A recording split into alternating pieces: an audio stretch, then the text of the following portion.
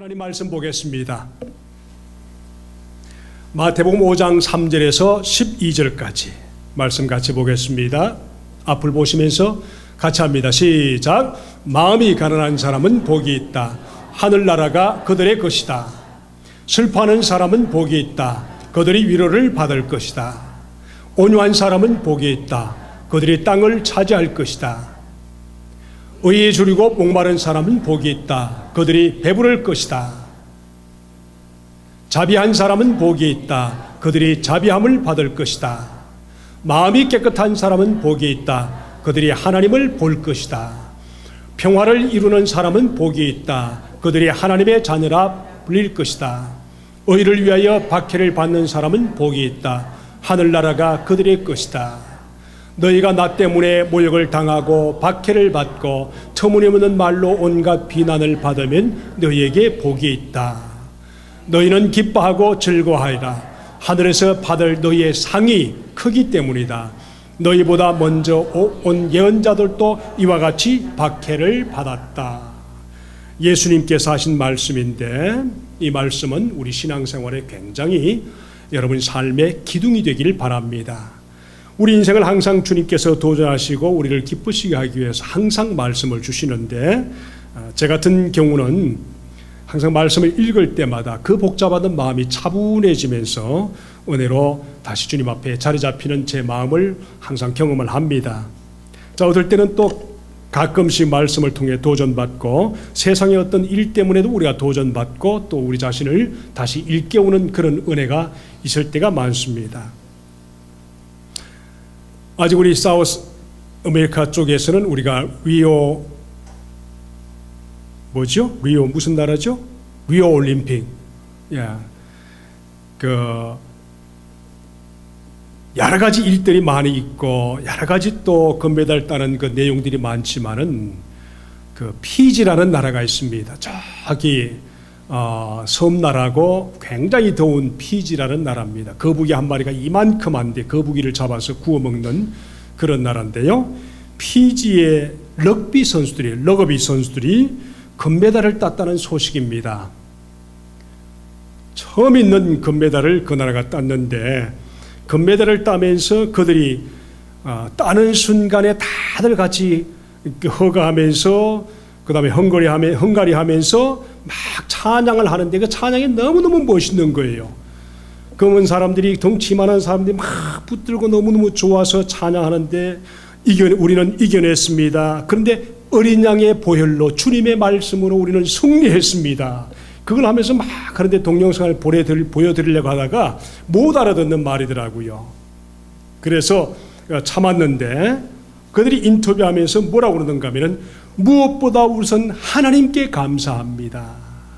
그분은 우리의 힘의 원천입니다.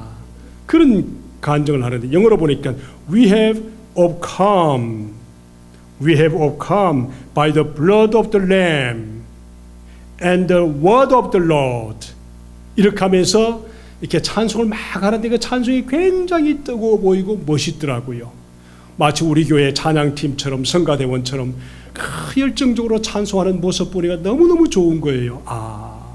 피지라는 우리 한국 선교사들, 미국 선교사들이 가서 정말 목숨을 담보로 맡기면서 선교했던 지역인데 이렇게 열매를 맺는구나. 그러면서 우리가 이긴 것은 하나님께 감사드리고 그분은 우리 인생의 원천, 힘의 원천입니다. 그런 하는 걸 보니까 가슴이 찡하면서 하나님 일을 위해서 하는 모든 수고의 결과는 결코 공짜가 없이 이렇게 놀라운 열매를 맺는구나. 우리 지난번에 우리 교회 오셨던 김기탕 목사님이 있죠, 그렇죠?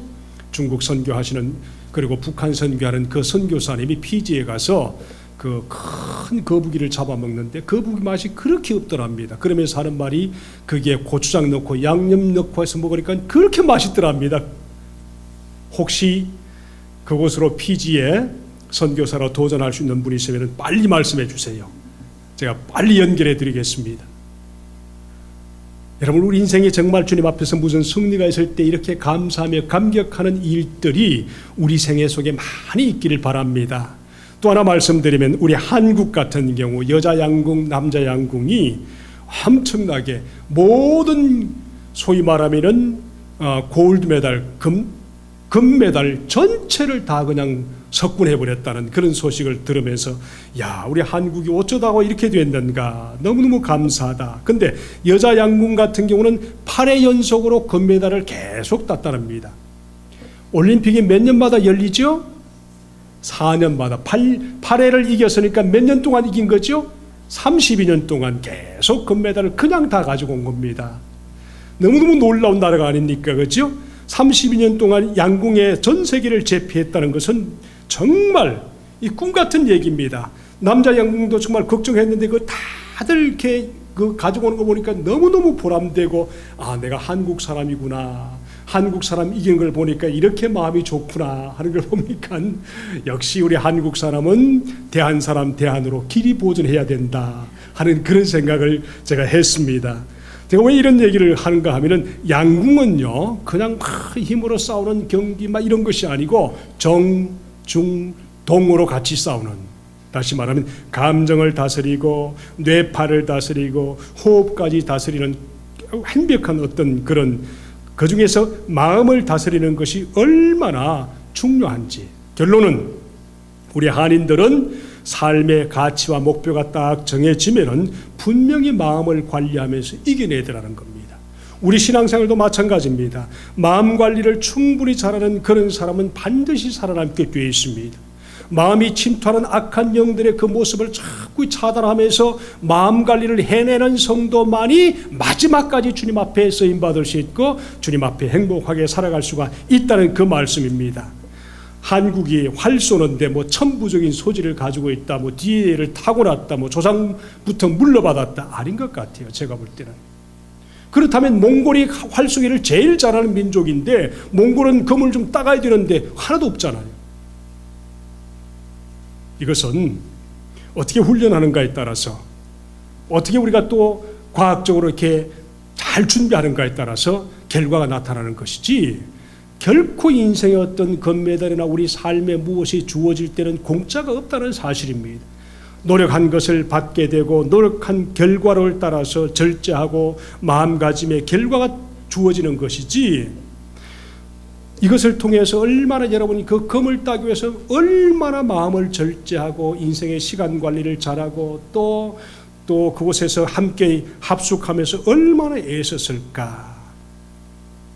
사람은요 자기 인생에 도움이 안 되는 것이 있으면 속히 끊어버릴 수 있는 자제력이 있는 그런 사람들이 성공하게 되어 있습니다.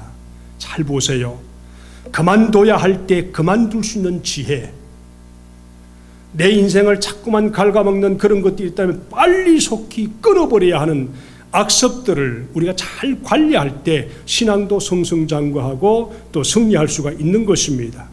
제가 양궁을 보면서 제가 이런 그 어릴 적에 생각났습니다. 저도 이렇게 어릴 적에는 그 할 일이 없으니까 직접 산에 가서 이렇게 화살나무를 만들어 가서 화살을 가지고 사냥한답시고 그냥 겨울 방학만 되면 중학교 국민학교 때 형들을 따라다니면서 막 하고 그러지 않습니까? 중학교 졸업할 때쯤인가요? 방학이 기니까 제가 화살을 가지고 초겨울인데 화살나무를 가지고 화살을 만들어서 이제 산에 가기 위해서 막 가다 보니까 동네 어귀를 지나는데 저 언덕 너머에 한 100m 언덕 너머에 염소가 한 마리 있더라고요. 화살을 준비해서 가는데 염소가 딱 있는데 풀을 뜯고 있는 거예요. 검은 염소가. 근데 그걸 한번 맞춰보자 하면서 그냥 무심길에 쏘았는데 그냥 맞아버린 거예요. 100m 앞에 있는 염소가 묶어놓아서 풀 뜯게 하는 긴 줄을 하고 이해가 되시죠? 어릴 때 다 먹여보셨죠? 그죠? 근데 쏘았는데 그냥 맞아버린 거예요. 근데 이놈이 깜짝 놀라면서 갈 수는 없고 그냥 정신이 이렇게 했는데 어이구, 그래서 그냥 이게 못할 짓을 했구나 하면서 막 가서 보니까 이 염소가요 배가 이만한 거예요.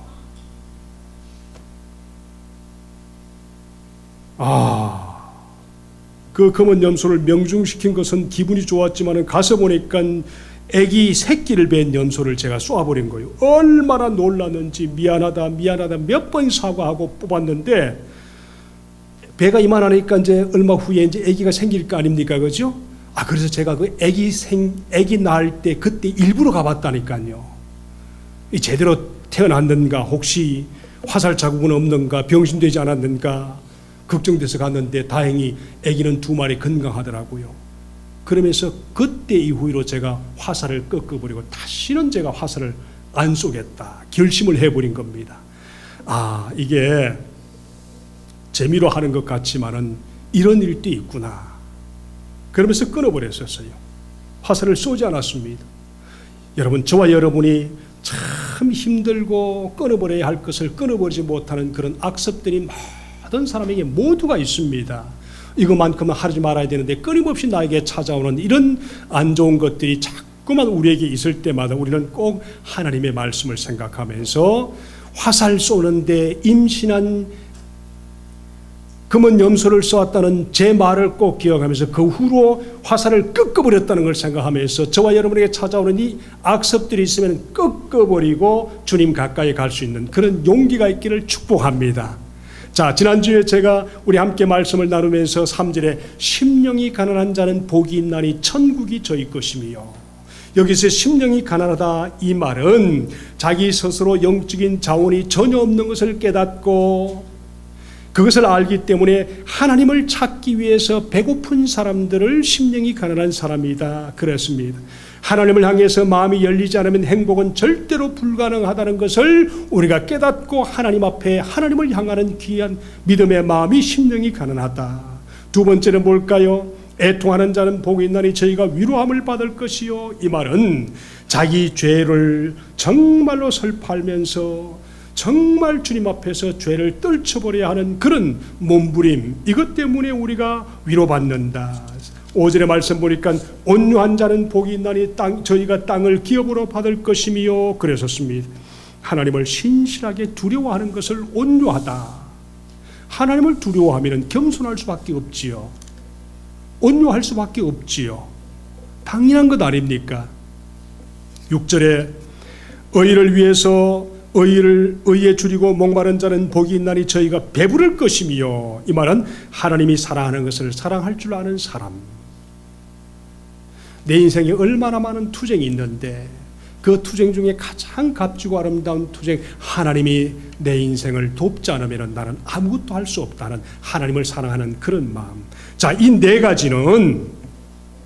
가지 팔복은 소위 말하면 나의 내적인 복을 갈구하면서 내적인 심령을 관리하는 모습, 그리고 앞으로 네 가지는 외적인 삶의 태도. 다시 말하면 밖에 있는 사람들이 믿는 성도들을 보면서 이렇게 느껴져야 한다 하는 외적인 사람들, 밖의 사람들이 믿는 사람들을 바라보면서 이렇게 살아주었으면 좋겠다 하는 그런 바람을 우리가 다섯 번째부터 그런 얘기를 하는 겁니다. 보세요. 세상 사람들이 객관적으로 어떻게 보기 원하시는가? 예수님은 우리 성도들이 세상 사람들에게 어떻게 보여줘야 되는가 하는 것을 우리 7절부터 긍휼히 여기는 자는 복이 있나니 하나님이 그를 자비롭게 대해 줄 것이다. 우리 표준 세번역과 또 세번역이 조금 번역이 다른데 단어가 조금 다릅니다. 특별히 7절 말씀 보세요. 7절 말씀 보시면은 이런 얘기를 합니다. 한번 읽어볼까요? 7절 마태복음 5장 7절 말씀 같이 보십시다. 자비한 사람은 복이 있다. 하나님이 그들을 자비롭게 대할 것이다. 참 번역이 좋긴 한데 여기에서는 긍휼히 여기는 사람이 더 깊은 뜻이 있는 것 같아요. 긍휼히 여기는 사람은 복이 있나니 하나님이 그를 긍휼히 여김을 받을 것이다. 이것이 빠져있기 때문에 그런데 이 뜻이 됩니다. 긍휼히 여기는 자라면 복이 있습니다. 하나님이 그를 자비롭게 대해 줄 것입니다. 우리가 누군가를 긍휼히 여기면은, 불쌍하게 여기면은 하나님은 우리를 불쌍히 여겨주시고 자비롭게 대해 줄 것이다. 어느 날 제가 묵상하다가 이런 생각을 했습니다. 우리가 병원에 갈 때 항상 무엇 때문에 갑니까? 병 때문에 가지 않습니까? 그렇죠? 병이 없는 사람은 병원에 갈 이유가 없잖아요. 근데 의사가 병원에 온 환자 보고 야, 왜 이렇게 아프냐? 왜 이렇게 병신같이 살았냐? 왜 이렇게 병을 얻었냐? 막 잔소리합니까? 그렇지 않습니다. 한 사람도 그런 얘기하는 사람이 없습니다. 항상 환자들이 병원에 오면 뭐라고 그럽니까? 웰컴, 웰컴 그러지 않습니까? 교회도 마찬가지입니다. 교회도 하나님이 필요해서 하나님의 평강과 하나님의 은혜가 필요한 사람들이 주님 앞에 오는데, 영적으로 병든 사람, 주님의 위로가 필요한 사람들 교회 옵니다. 교회 오시면 우리가 어떻게 합니까? 왜 그렇게 살았나? 왜 그렇게 습관이 못됐냐? 왜 그렇게 나쁜 인생을 사느냐? 이렇게 얘기하는 사람이 한 사람도 있으면 안 된다는 그 말입니다. 누구든지 와도 웰컴. 주님이 여러분을 사랑하십니다. 누구든지 와도 그 사람을 나무라지 않고, 당신은 이 교회 안에서 정말 주님의 사랑을 받아야 할 당신이 그 주인공입니다. 이렇게 얘기해 줄 수 있는 여유가 있어야 되는 겁니다. 아멘이지요. 이걸 우리가 정말 주님 앞에서 얘기를 하는 겁니다. 그래서 긍휼히 여기는 사람은, 다시 하면 자비롭게 대하는 사람은 하나님이 그를 자비롭게 대해 줄 것이다. 우리 인생이라는 것이 얼마나 많은 사람들을 정죄하고 싶은 이 욕망이 우리 속에 숨어 있습니까? 아담에게서 물려받은 그 많은 것들이 우리 속에 얼마나 가득 차 있습니까? 근데 이 팔복을 통해서 우리가 걸러내지 않으면 언제든지 그런 욕망과 죄에 빨려 들어갈 수밖에 없는 그런 약점을 가지고 있는 것이 바로 우리들입니다. 그래서 제가 늘 얘기하는 것이지만은 교회는 영적인 병원이다. 8절의 말씀 볼까요? 마음이 청결한 자는 복이 있나니 하나님을 볼 것이요. 마음이 청결한 사람은, 이 말은 깨끗한 사람은 이 말입니다. 그 말은 생각과 행동이 거룩해지는 그런 성도를 말합니다. 거룩한 생각과 마음에 정말 마음 관리를 가진 그런 마음을 가진 사람들은 복이 있다. 8절의 말씀이 아닙니까? 마음이 깨끗한 사람은 복이 있나니 그들이 하나님을 볼 것이다. 마음이 깨끗하지 않으면 하나님을 볼 수가 없다는 겁니다. 제가 어느 순간마다 제 마음을 들여다보면 제 마음이 얼마나 지저분한지요. 우리 모두의 고백이 아닙니까? 우리가 마음이 별의별 것 다 그냥 스쳐 지나가고 별의별 것들이 다 우리 마음을 품거나 공격하거나 그러지 않습니까? 그렇죠? 근데 이 마음을 주님의 마음으로 바뀌기 위해서는 정말 주님의 은혜가 아니면은 할 수가 없다는 사실입니다. 여러분, 이 마음을 우리가 얼마나 정말 관리하는 것이 중요한가. 그래서 좋은 마음, 좋은 생각, 좋은 말, 이걸 통해서 우리가 정말 성령에 의지하지 않으면은 결코 우리는 그것을 헤어날 수가 없습니다. 이걸 주님께서 그렇게 원하시는데, 9절의 말씀 보세요. 화평케 하는 사람은 복이 있나니 하나님의 아들이라 여김을 받을 것이다. 화평케 하는, 우리가 자주 쓰는 말이지 않습니까? peacemaker. 다른 사람들이 하나님과 화평을 하도록 우리가 도와주는 역할을 하는 것입니다. 사람과 사람 사이에 피스메이커도 필요하지만은 하나님을 모르던 사람이 예수 그리스도를 통해서 하나님과 화평을 이루어서 원수관계에서 자녀의 관계로 바꾸어지는 것을 돕는 사람들은 복이 있나니 그들이 하나님의 아들이라 일컬음을 받을 것이요. 여러분 자신을 통해서 혹 누군가가 주님께 돌아왔다면 여러분은 정말 복 있는 사람입니다. 행복한 사람입니다. 근데 이것이 하나님과 화평하도록 돕는 것이 소위 말하면 하나님의 자녀가 되는 놀라운 권세를 가지는데, 아무나 그렇게 할 수 있는 그런 여건이 안 되지 않습니까? 그렇죠? 근데 이것이야말로 가장 영구적이고 가장 유일하고 정말 참되면서 영속적인 평강이 바로 여기에 있습니다. 어떻게 이게 가능할까요? 누군가가 화평케 하는 사람이 내 주위에 있을 때 내가 그 사람의 영향을 받으면서 가능한 겁니다. 자, 그 예를 들어서 우리가 목장에서 함께 하면서 은혜를 나눌 때도 보면은요, 나도 해봐야지 하는 그런 의욕을 심어주는 그런 역할이 참 필요합니다. 말씀을 가면서 마지막에 정리하도록 하겠습니다. 10절에 가보세요. 10절에 의를 위하여 핍박을 받는 자는, 그러면서 처음에 말씀하셨던 것처럼 천국이 저들의 것이다 그랬었습니다. 자, 10절만 다시 한번 읽어보겠습니다. 시작.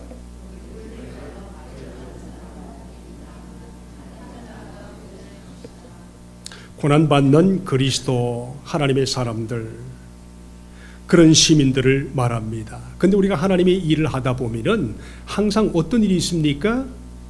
하나님이 일하는 그 자체 때문에 죽기도 하고 핍박을 받기도 하고 오해를 받기도 하고 그렇습니다. 그때 예수님이 뭐라고 말씀하셨습니까? 요한복음 15장 18절에 세상이 너희를 미워하면 너희보다 먼저 나를 미워한 줄을 알라. 주님이 그렇게 말씀하셨지 않습니까? 요한일서 3장 13절에도 말씀 보니까 형제들아 세상이 너희를 미워하거든 이상히 여기지 말라 그랬었습니다.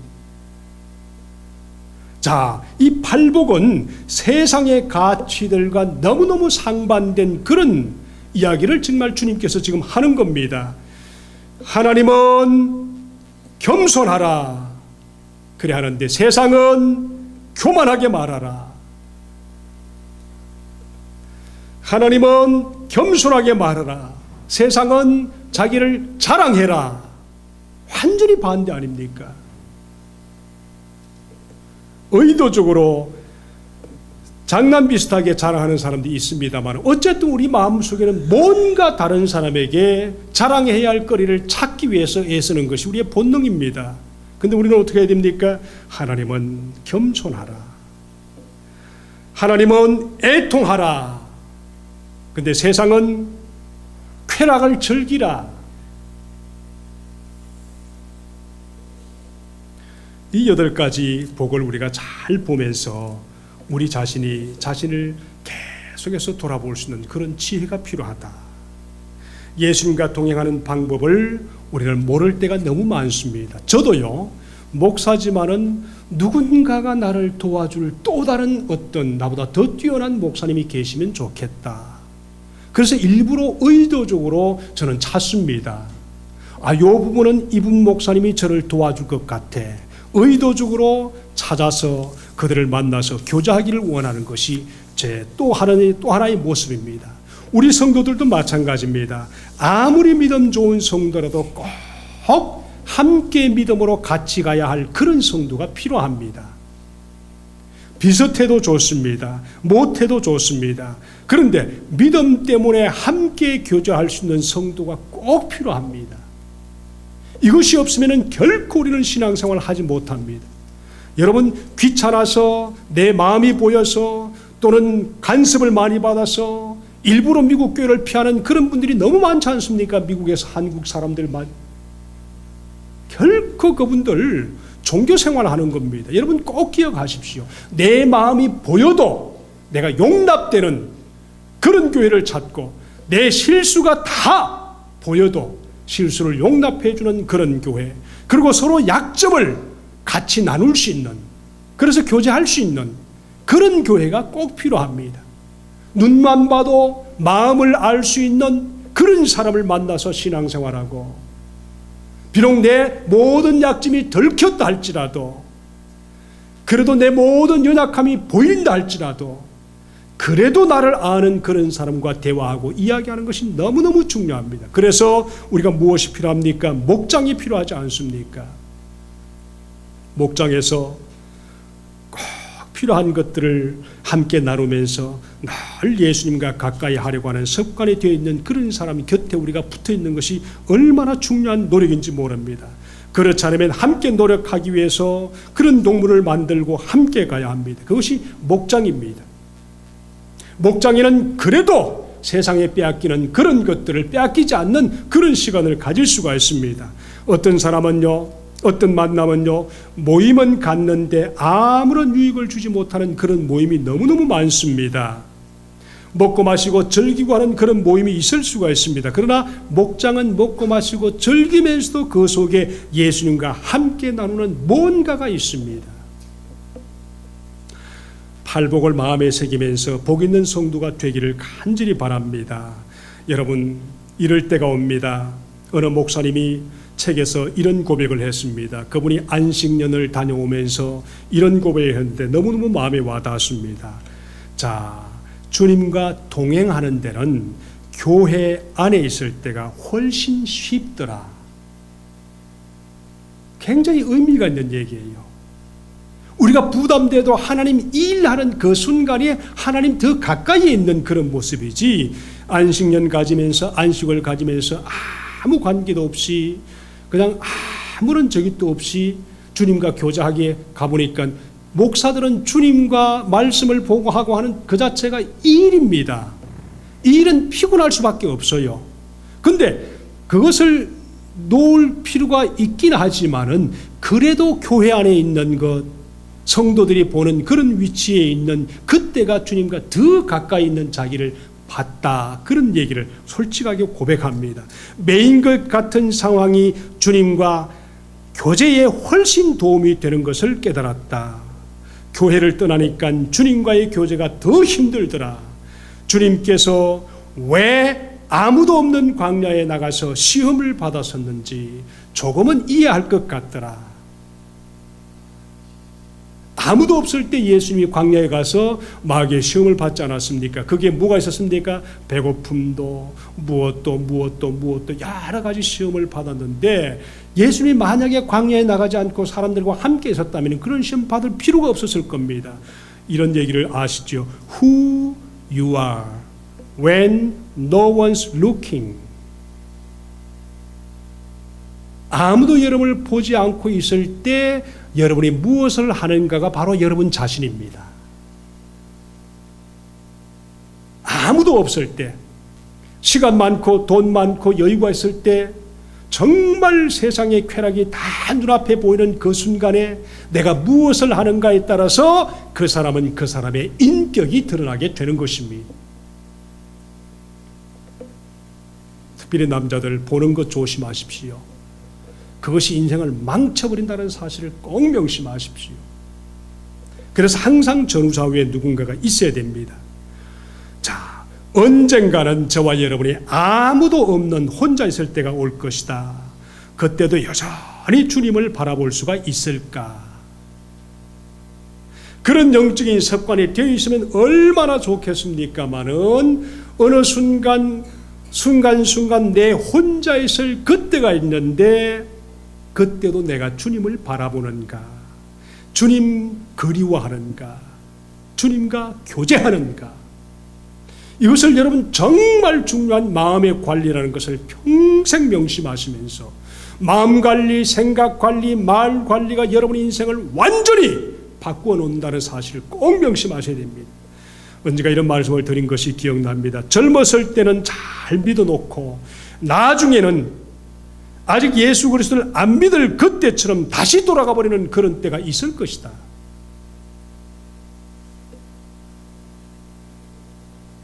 그럴 때 여러분 아직 예수 안 믿었을 그때에 돌아가는 그런 모습이 여러분 속에 보이거들랑 다시 주님 앞에 돌아와서 누군가가 여러분 옆에서 여러분의 성도들과 함께 신앙생활을 같이 도와줄 수 있는 그런 그룹을 만드는 것이 중요합니다. 없으면 만드십시오. 불편한 사람들과 만나십시오. 나를 정죄하는 사람들도 쉽게 접근하십시오. 이럴 때 우리 성도들이 주님 앞에서 살아나는 방법입니다. 말씀을 맺습니다. 저와 여러분, 성도 여러분, 저와 여러분이 주님 안에서 행복하게 살 수 있도록 하나님이 말씀을 주셨는데 그것이 팔복입니다. 이 팔복을 늘 생각하면서 순종할 때 정말 우리는 주님 앞에서 복 있는 성도로 살아갈 수 있음을 믿습니다. 예수님의 행복이 저와 우리 성도님들의 행복이 되실 수 있기를 주님의 이름으로 축복합니다. 한번 따라합시다. 행복하자. 팔복으로 행복하자. 기도하십시다.